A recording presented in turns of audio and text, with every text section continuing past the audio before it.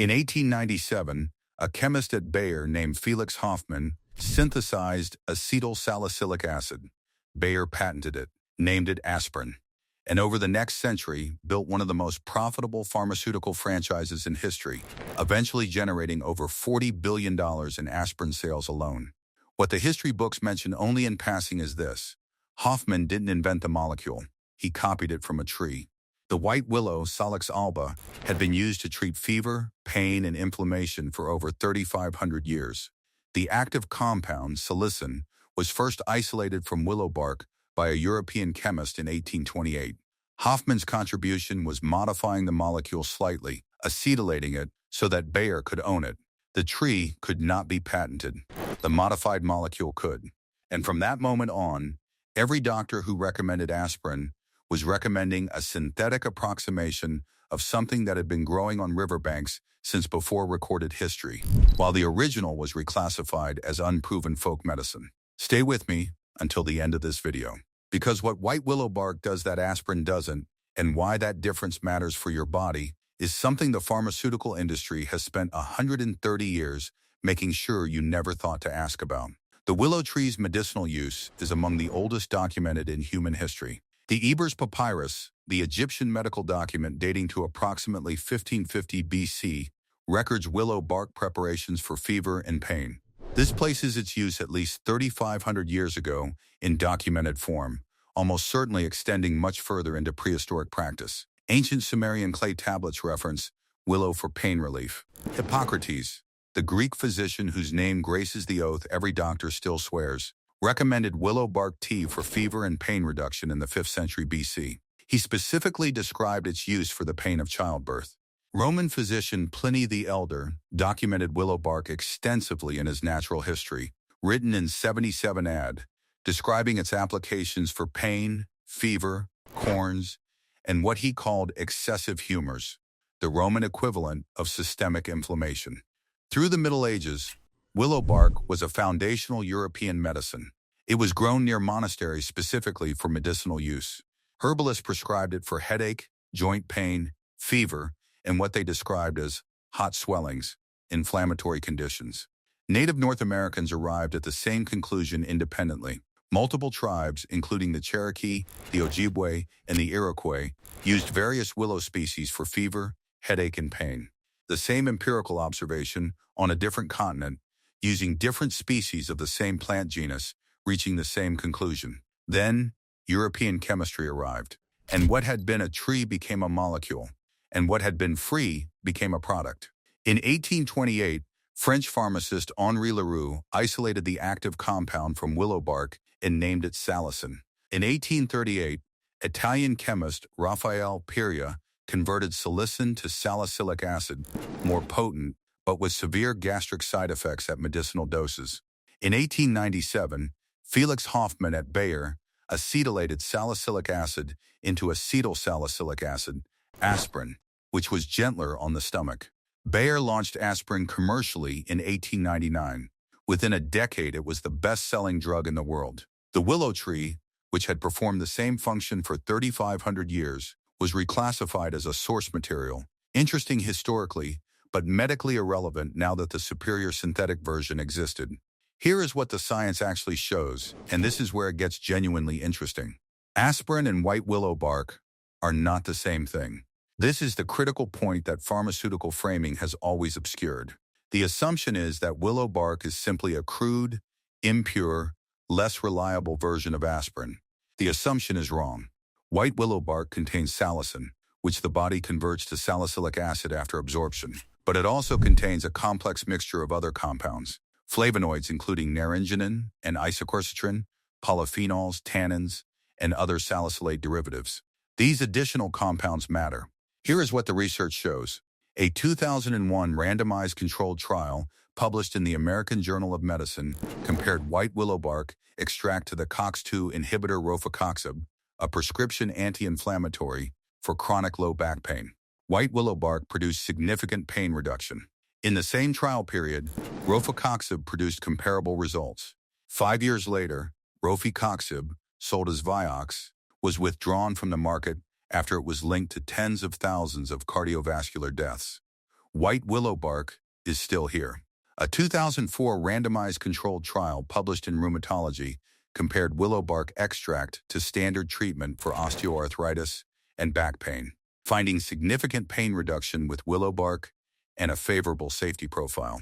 The flavonoid and polyphenol fraction of willow bark provides anti-inflammatory activity through mechanisms distinct from salicylate pathways, meaning willow bark is hitting inflammation from multiple angles simultaneously, the way traditional botanical medicines characteristically do. Critically, white willow bark does not inhibit platelet aggregation as strongly as aspirin. For the millions of people who take low-dose aspirin daily for cardiovascular prevention, this is a relevant difference. But for the much larger population using aspirin or NSAIDs for pain and inflammation, where gastrointestinal bleeding, gastric ulcers, and kidney damage from long-term NSAID use are serious clinical concerns, willow bark's gentler gastric profile is clinically significant. Long-term aspirin and NSAID use causes tens of thousands of hospitalizations annually from gastrointestinal complications. The willow tree that aspirin was modeled on does not carry this risk profile at traditional doses. Let's be precise about what happened after 1899. Bayer's aspirin patent expired. The market opened. Dozens of pharmaceutical companies entered the aspirin market. Competition drove prices down.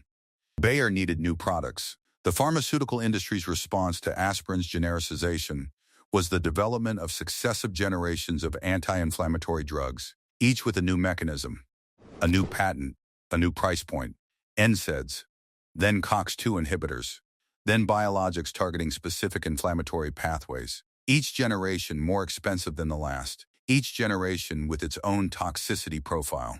Vioxx, rofecoxib, was withdrawn in 2004 after being linked to an estimated 88,000 to 139,000 heart attacks in the United States alone, of which 30 to 40% were fatal.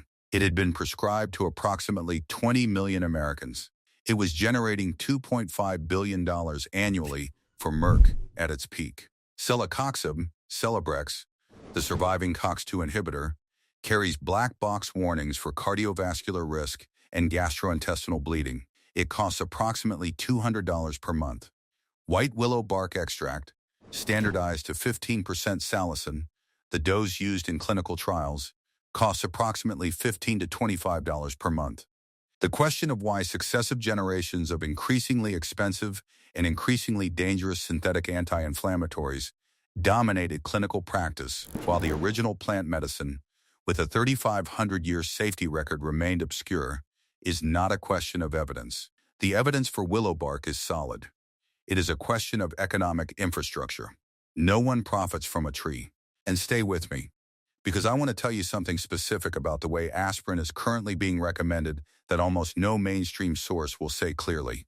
The practice of daily low-dose aspirin for cardiovascular prevention, a practice that was standard medical advice for decades and that millions of people still follow, has been substantially walked back by major medical bodies in recent years. The U.S. Preventive Services Task Force updated its guidelines in 2022, no longer recommending routine aspirin use for primary cardiovascular prevention in most adults, citing that bleeding risks outweigh benefits in people who have not already had a heart attack or stroke.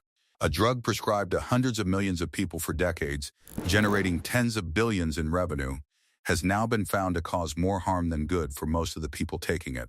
The tree is still on the riverbank. It always was. White willow bark is available as a standardized extract, as a loose dried bark for tea, and in tincture form. All three are legally available and widely sold. The key number to look for is salicin content. Clinical trials typically used extracts standardized to 120, 240 mg of salicin daily. This is the dose at which significant anti-inflammatory and analgesic effects have been demonstrated. A standardized extract supplement listing the salicin content is preferable to unstandardized products where potency is unknown. White willow bark tea, use 1 to 2 teaspoons of dried, cut willow bark per cup of water. Unlike most herbal teas, willow bark requires a decoction rather than a simple infusion. Bring the bark and water to a simmer and maintain a gentle simmer for 20 minutes before straining. The salicin compounds require heat and time to extract properly. The flavor is bitter and astringent, similar to strong, unsweetened black tea. Honey helps. Traditional dose was 2 to 3 cups daily for acute pain or inflammatory conditions. Tincture, a more concentrated and convenient option. Standard dose is 5 ml 3 times daily in water. Timing, unlike aspirin, which acts within 30 minutes, white willow bark's analgesic effect develops more gradually, typically 1 to 2 hours for onset, because the body must first convert salicin to salicylic acid through metabolic processes. This is not a weakness. It is a gentler pharmacokinetic profile that is associated with the more favorable gastric tolerability. Important considerations. White willow bark is contraindicated in people with aspirin sensitivity or salicylate allergy. It should not be given to children with viral infections. For the same reason aspirin is contraindicated in children, the theoretical risk of Reyes syndrome.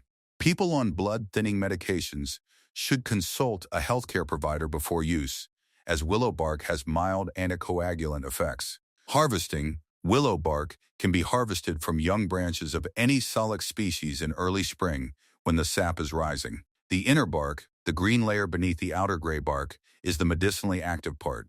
Strip, dry thoroughly, and store in an airtight container away from light. Young branches of 2 to 3 years old have higher salicin content than old growth. A chemist copied it from a tree in 1897, named it, patented it, made $40 billion. The tree kept growing. 130 years of pharmaceutical anti-inflammatories later, after Vioxx killed tens of thousands, after daily aspirin recommendations were reversed, after COX-2 inhibitors accumulated black box warnings, the tree is still on the riverbank, still doing what it always did, still free. If this matters to you, subscribe.